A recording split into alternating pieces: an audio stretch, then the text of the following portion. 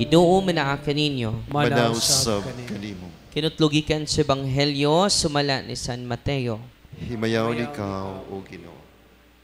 Unya mibiya sa Jesus netong dapita og samtang naglakaw siya duha ka buta nga lalaki. Misunod kaniya, naninggit sila, anak ni David, kaluy iintaon kami. Sa nakasulod na sa Jesus sa balay, niduol kaniya ang duha ka buta. Udangutana siya kanila, nagtuo ba kamo nga makaayo ako kaninyo? Sila mitubag, oo sir. Unya, gihikap ni Jesus ang ilang mata ug mingon siya, maayo kamo sumala sa inyong pagtuo. Og sila nakakita na. Unya, gipinahan sila ni Jesus. Sa dili gayud pagsugilon ni bisan kinsa. Apan milakaw sila og isangyaw hinuon nila ang balita may tungod kang Jesus. Sa tanang dapit ni adtong yutaa ang ebanghelyo sa Ginoo. Daygon ikaw, O Kristo. So magandang tanghali bayan. So ngayon, ang ganda ng ating ebanghelyo. Pero magbigay ako ng catechism about sa spiritual warfare at series po ito. And then magdwell tayo sa ito. Panghuli na po ito na araw. Sa susunod ay itakol natin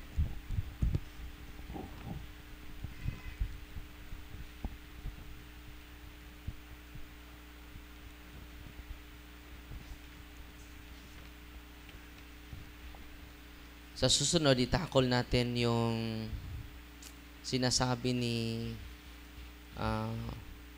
Father Rifferger na itong the wounds of ignorance. Pero nandito muna tayo sa war against the flesh, the horror of suffering and the desire of pleasure. Ito yung dalawa yung struggle natin, the horror of suffering and the desire to pleasure. So ito yung sa araw na ito, matatapos natin ito. Tingnan ko muna yung notes natin. Okay, na dito. Sabi ni Saint Athanasius, the mind is strengthened by endurance, not indulgence. Ito po, marelate natin sa digmaan sa loob ng ating laman, yung natatakot tayo magsakripisyo dahil we desire more pleasure, enjoyable things. Hayahay, gusto natin ng hayahay. Totoo, hindi? And then, dito tayo, i-dwell natin itong sinabi ni Saint, ang ganda ng kanyang reflection, Saint Athanasius. The mind is strengthened by endurance. The mind is strengthened by suffering. Don't be afraid by the suffering. Opposite po ito sa ating laman. Bakit? Yung laman natin, desire pleasure. Desire enjoyment, desire, gratification, and fantasy. Sabi ng mga carpenter, feeding your fantasy. Alam nyo ba yung kanta? No? Feeding our fantasy. Your mind becomes stronger when you learn to endure difficulties. Wow. So how to counter the war in the flesh? No, yung war in the flesh, the horror of suffering. Di ba? Lagi tayong nagmamadali. Bakit diretso na lang sana healing? Bakit may talk pa? Di ba? Because we are afraid of suffering. We desire pleasure. Hay. Nagdali ba ako, Father? Anong di po ninyo unahon ha? Bakit gusto ng Panginoon na magsakripisyo tayo? Ito yung sagot. Your mind becomes stronger. Tingnan nyo yung mga apo ninyo, spoiled brat. Madaling sumuko. Totoo, hindi. At ang nangyari, parang ikaw na yung bata. Yung apo mo na ang nag-dictate sa'yo. Dahil mag-tantrum Totoo, hindi. Alam nyo, if they never face difficulties, turuan nyo sila to embrace difficulties. Because only difficulties, endurance of difficulties, our mind becomes stronger. Amen? Sinabihan ko yung mga tao while nagtutalk ako, nakarinig ba kayo na merong badyaw nagpakamatay? Na binalita sa Tagbilaran by Night, morning edition? Tagbilaran by Night, morning edition, no? Wala! Bakit? They endure difficulties. Maraming busy sila na walang kain sa buong umaga. Your mind becomes stronger when you learn to endure difficulties. Not when you always give in to comfort or pleasure. So ito yung challenge natin mga kapatid. Kapag mag-give in tayo sa comfort, pleasure, doon we feed the enemy, our flesh. When you face problems with patience, yan ang gusto. Yan ang dapat gawin natin. We face facing problems with patience. Control our desires. Stay disciplined. Do not quit when things are hard. Di ba, ang dali nating sumuko. Dali nating umayaw. No? How to counter the war within us? We need to endure difficulties. Your mind grows stronger, not only stronger, but wiser. Kaya nga, ang simbahan is full of wisdom. Bakit? Ang dami niyang mga challenges. Ang dami ng persecution ng simbahan. Pati yung mga anak niya, nag-persecute sa kanya.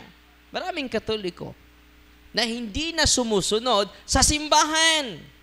Katoliko sila, pero Protestante mag-isip. Totoo, hindi. So yun. Bakit wise ang simbahan? Dapat makinig tayo sa simbahan. Because the church is more stronger and more wiser than us. Why? Almost 2,000 years old na. Pinipersecute ang ating simbahan. Bigyan natin papuri ang ating simbahan. In like manner, mga kapatid, when we endure suffering, when we endure sacrifices, you become stronger and wiser. Huwag ka niyong matakot sa mga pagsubok. Huwag kayo matakot sa mga creative tension or conflict in our midst. It becomes us. We become stronger and wiser. At what will happen, mga kapatid, when we always choose what is easy? Avoid struggle. Give in to every want. Your mind becomes weak. Dali tayo mawala ng pag-asa. Dali tayong mag-surrender. Dali tayong aayaw. No?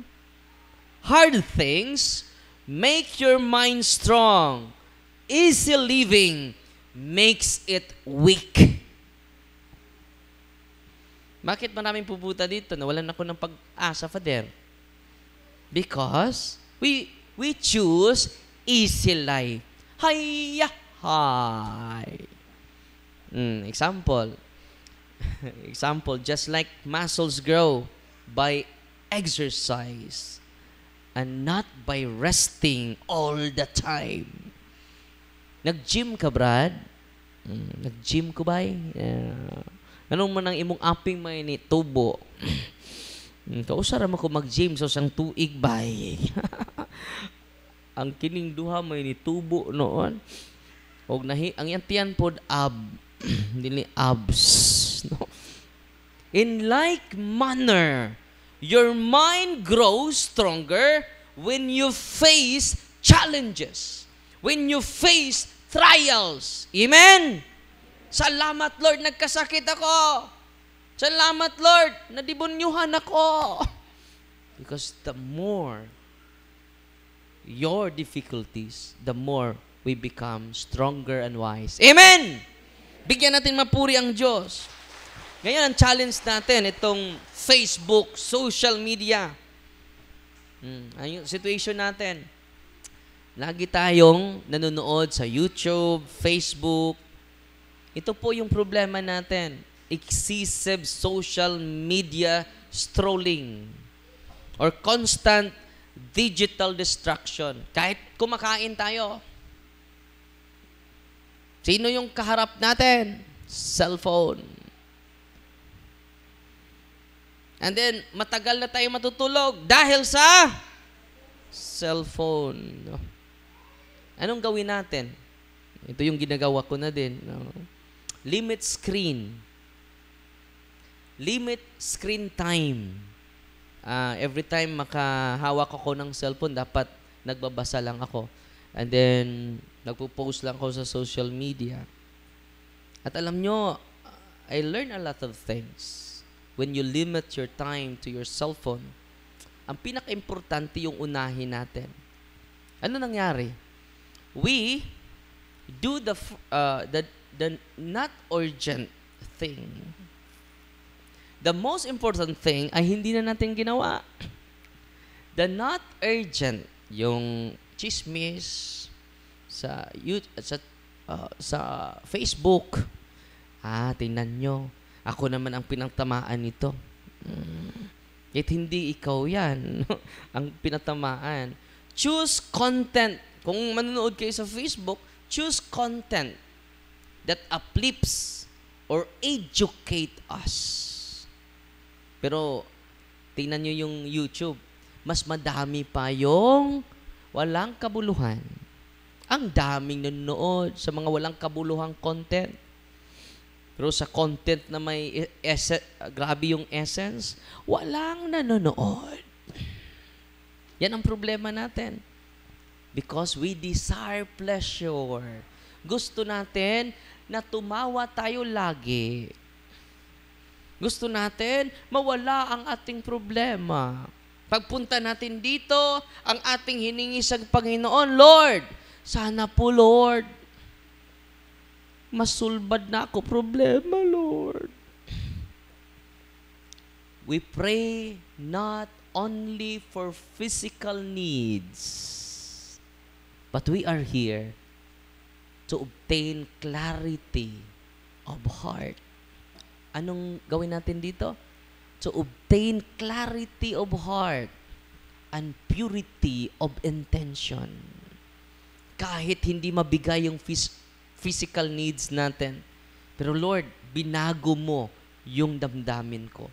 Binago mo yung intention ko. I obtain purity of intentions. Alam nyo, kung hindi tayo magdisiplina sa sarili natin, ang taas ng oras natin, ginugugol natin sa social media at wala ka ng time sa pagro-rosaryo. Napapagod na ako. Ang sarap na matulog, no? The devil can exploit idle pleasure to weaken focus on God and virtue, discipline in small daily choices builds mastery. Kaya nga, kapag mag-Facebook ako, 5 minutes lang. May time limit ako. Kick, kick, kick, kick. Alarm na. Oh, it's time to read more. It's time to reflect more. It's time to... Dahil may ginagawa ko na aklat about sa experiences natin dito. Baka sa sunod na taon, matatapos na yan. Amen? Yung mga encounter natin dito, yun lang uunahin natin. Ito po mga kapatid, avoid excessive attachment to pleasure, especially in social media. Tignan nyo yung mga anak ninyo para maano na sila, hindi na maglangi sa inyo. Ano nyo yung cellphone. Don't feed their stimuli, their stimulus by pleasure. No? Pwede nyo yung mga bata, bigyan nyo ng task. Anak, ikaw yung maghuhugas ng plato ngayon. Simple lang yan, anak. No? Instead mag-cellphone ka, hindi ka productive dyan. Hindi ka ginawa ng Diyos sa maliit lang na screen. And then, alam nyo, every videos na napanood nila, it becomes their character. Tingnan nyo ano kadelikado yung influence ng social media sa isipan ng mga anak ninyo. So mag-ingat po kayo. Naging komportable kayo dahil hindi na umiiyak. Hindi na naglangi sa inyo. Pero delikado po yun. At ang mangyari niyan, yung mga anak ninyo, addicted na sa cellphone. Addicted na. And they become, social media is anti-social. Ulitin ko social media is anti-social. Pag uwi mo, hindi ka na pinansin. Kaya na busy na siya sa video games niya. So yan po ang problema natin ngayon, no? Na hinaharap natin. Hindi lang drug addiction, higit pa sa drug addiction, yung social media addiction, no? At dahil doon, hindi na natin na-feed yung ating isipan sa mga educational and meaningful content, no? So ano pa? Last 9 minutes na lang. Ito. Kung how to confront this war of flesh inside us. Example, dito,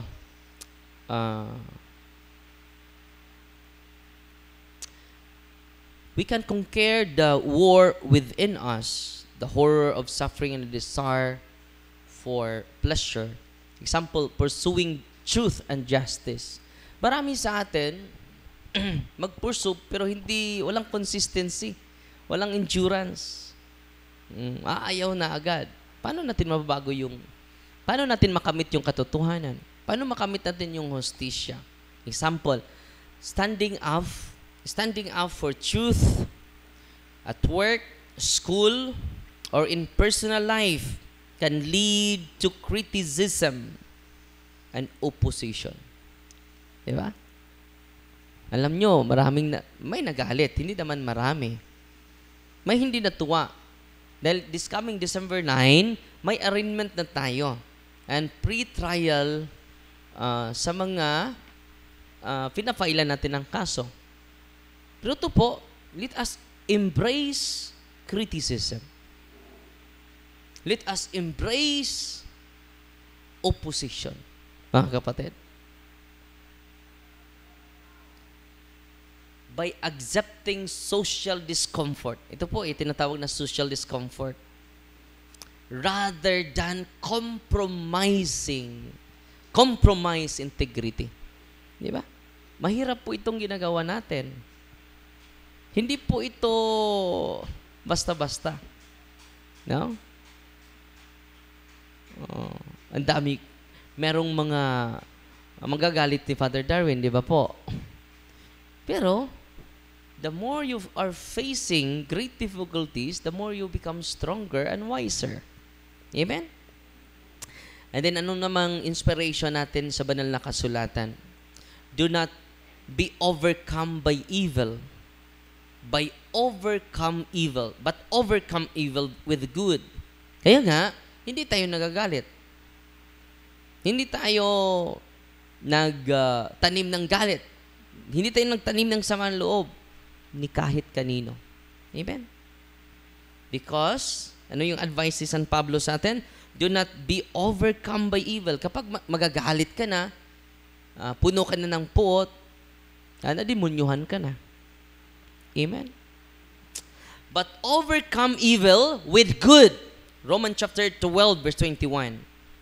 Ano naman sabi ni Saint Ambrose? The path of virtue is narrow and steep, and only the enduring reach the summit. Only the enduring reach the summit. Hindi tayo makapunta sa tuktok ng ating pinupromote na hustisya at katotohanan without endurance in difficulties. Amen? Huwag kayong matakot, ha? Example, how to counter the war within us. The war of horror of suffering and the desire for pleasure. Pwede tayo magboluntaryo. In difficult situation, example, may kalamidad. Diba? Pwede ka mag-volunteer. Helping the elderly. Merong mga elderly dito. Tulungan natin. The sick. Ito yun. Related sa atin. Yung pagbigay ng sakramento with Father Martin. Volunteering in difficult situation. Or marginalized can be physically or emotionally taxing. Mauubos yung yung energy mo. Dito nga, 1 to 2, ang sarap matulog. Yan po ay siesta time.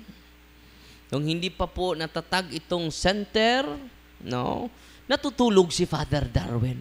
Hay, 1 to 2. After sa lunch break, matutulog. Napapagod si Father Darwin. Ngayon, hindi na natulog. We increase our sacrifices for His people, for those people who are oppressed, for those people who are harassed by the evil spirit. We can counter the war within us when we volunteer and offer our lives to the people of God. Amen? Ito mga kasamahan ko, nandito sila. Hindi na sila nagtatrabaho.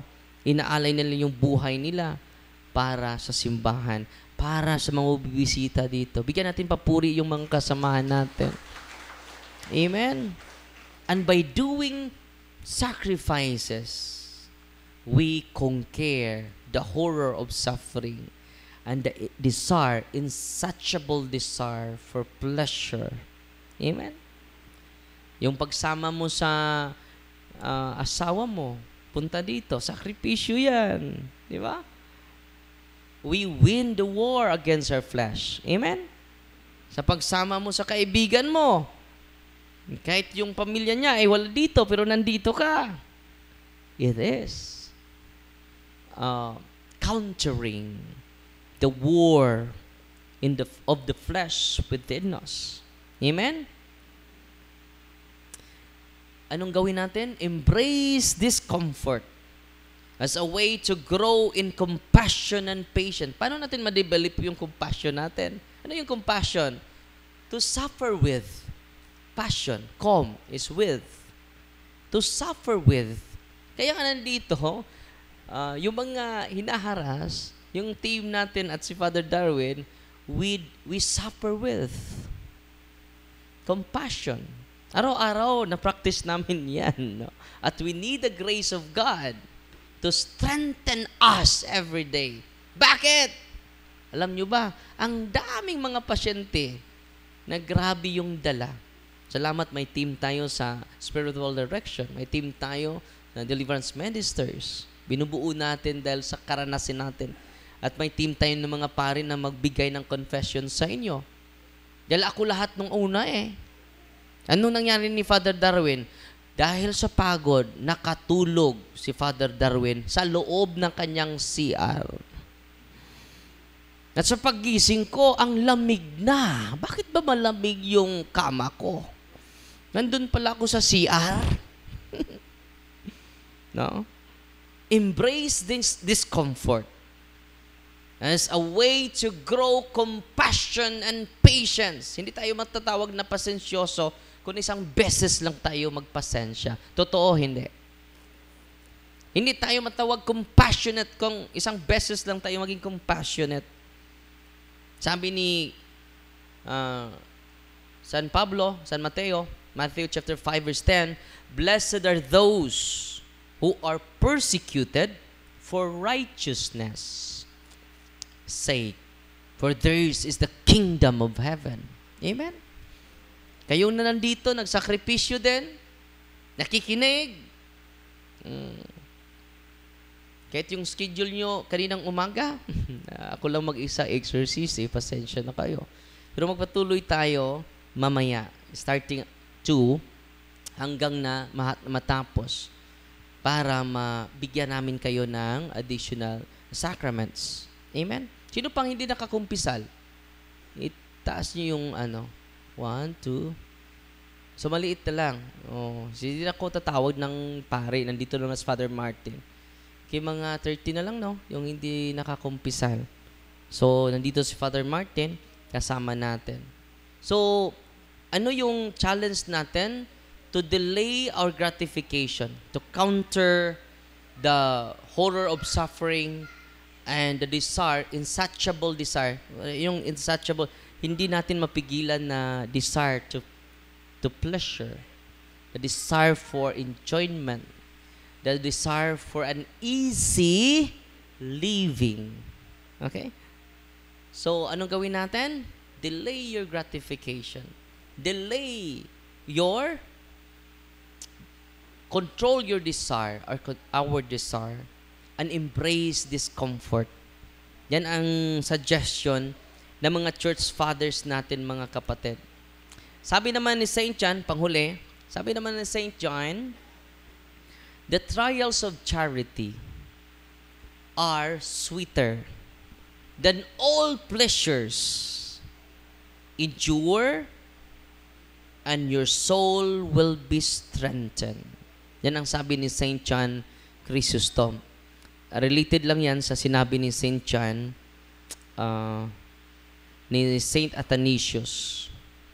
Sabi naman ng isang church fathers, mga kapatid, si Saint Basil the Great, "The soul that avoids suffering will never attain salvation."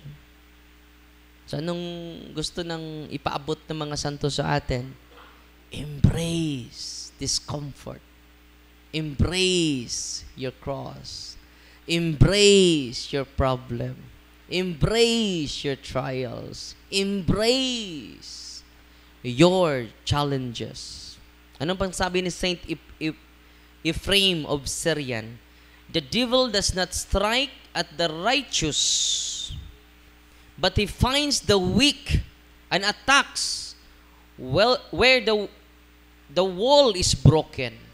So, hindi na siya maka-atraka kapag naging wiser na tayo and stronger na tayo. "The devil cannot do nothing without our consent." Yan ang sabi ni Saint Jerome. So, sa mga negative yung pananaw sa buhay, huwag niyong i-allow na yung negativity mag-control sa'yo. Bakit?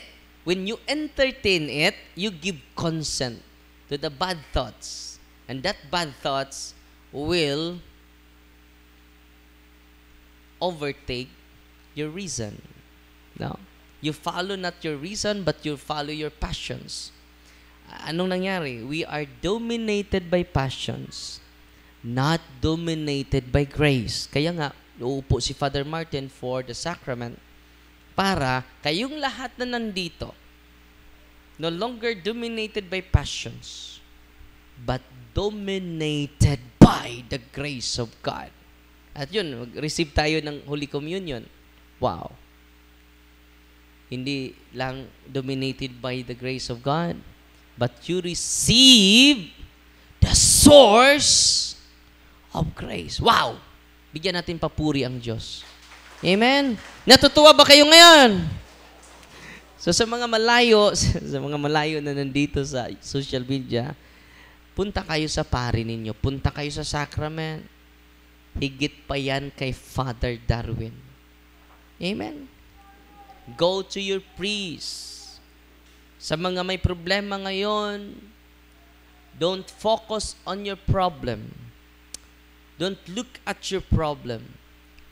Look for more solution. One problem, it creates and produces a lot of solutions.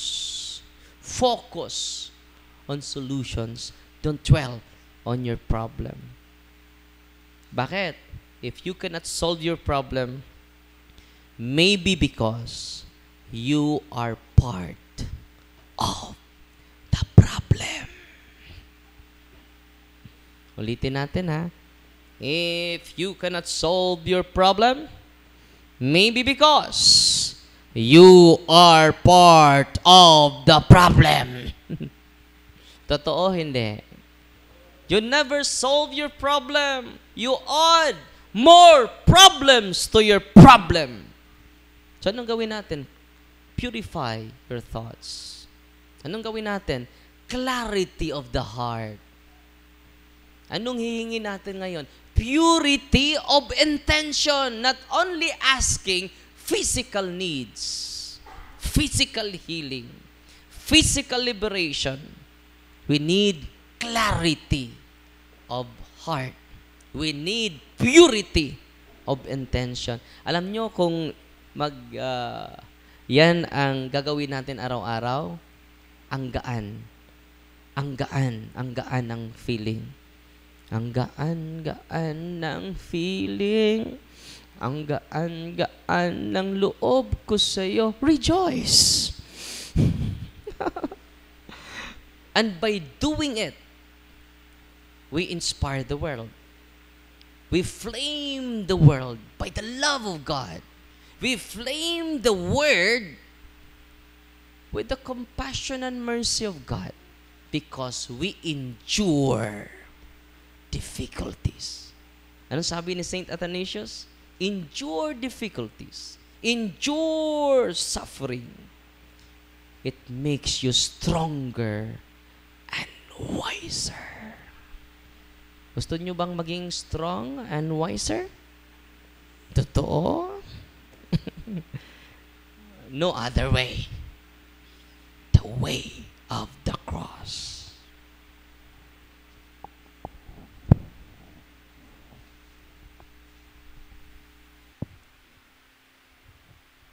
Alig manindog, apil lang nangatog. Mag-ampo kita. Ang Diyos amahan